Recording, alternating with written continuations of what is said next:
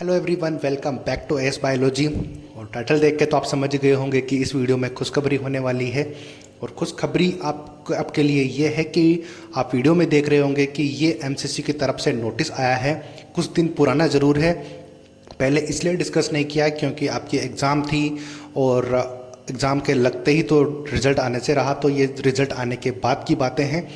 तो इससे ही आपको फ़ायदा होगा काउंसलिंग के टाइम पे। तो जी हाँ, इस नोटिस को आप ध्यान से पढ़ भी लेना, आराम से जूम करके, जो दिख रहा है आपको स्क्रीन के ऊपर। तो जो इसमें लिखा हुआ है मेन चीज़ का, उसका टोटल मोरल क्या है वो मैं आपको बता देता हूँ। तो इस चीज़ का मोरल यही है कि जिन स्टूडेंट्स को कॉलेज मिल जाता है फर्स्ट या सेकंड राउंड में, जिस भी राउंड में किसी को अगर कोई सा भी कॉलेज अलॉट हो गया, एमबीबीएस गवर्नमेंट कॉलेज या फिर प्राइवेट जो भी है उसका, तो उसके बाद वो अगली काउंसलिंग में नहीं बैठ सकता। होता ये था कि पहले कि स्टूडेंट को अगर कोई कॉलेज मिल जाता था फर्स्ट राउंड में, तो वो कोशिश करता था कि मुझे सेकंड राउंड में मेरा डिजायर कॉलेज मिल जाए, क्योंकि सेकंड राउंड की कट ऑफ फर्स्ट राउंड से थोड़ी कम जाती है।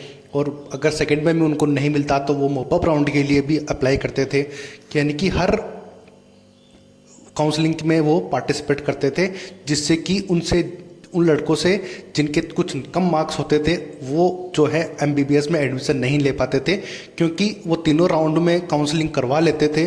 तो तीनों राउंड में काउंसलिंग करवा लेने से उनको तीनों राउंड में सीट अलॉट हो जाती, क्योंकि फर्स्ट राउंड में जिसको सीट अलॉट हो गई तो ऑब्वियसली सी बात है उसको सेकेंड राउंड में तो होगी, और फिर थर्ड राउंड में तो होगी ही होगी।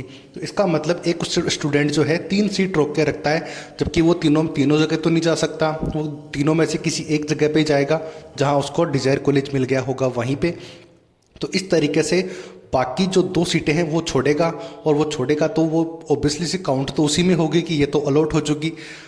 लेकिन इस बार ऐसा नहीं होगा। अगर किसी स्टूडेंट को अगर फर्स्ट राउंड में सीट अलॉट हो गई तो फिर वो सेकंड राउंड के लिए एलिजिबल नहीं होगा। तो इसका मतलब ये होगा कि वो सीट किसी उससे कम नंबर वाले को ज़रूर मिलेगी। तो इस वजह से थोड़ी कट ऑफ पर भी असर पड़ेगा, इसका कट ऑफ भी थोड़ी डाउन जाएंगी, और कुछ लड़कों को इससे फ़ायदा बहुत ज़्यादा होने वाला है। तो ये थी खुशखबरी इस चीज़ के बारे में, और आप खुद भी इस चीज़ को पढ़ लेना। लेकिन जो मेन चीज़ थी वो मैंने बता दी, तो इसलिए आप समझ सकते हो कि कितना बेनिफिट स्टूडेंट्स को होगा इन चीज़ों से। तो ये मेरे हिसाब से बहुत ही अच्छी एक न्यूज़ है स्टूडेंट्स के लिए। तो आई होप कि आपको ये काउंसलिंग के टाइम पे हेल्प करेगी। तो ये थी मेन चीज़। आई होप कि आपको वीडियो समझ आया होगा। तो वीडियो को समझ आया है तो लाइक, सब्सक्राइब, शेयर ज़रूर करना। मिलते हैं अगले वीडियो में। Thank you so much.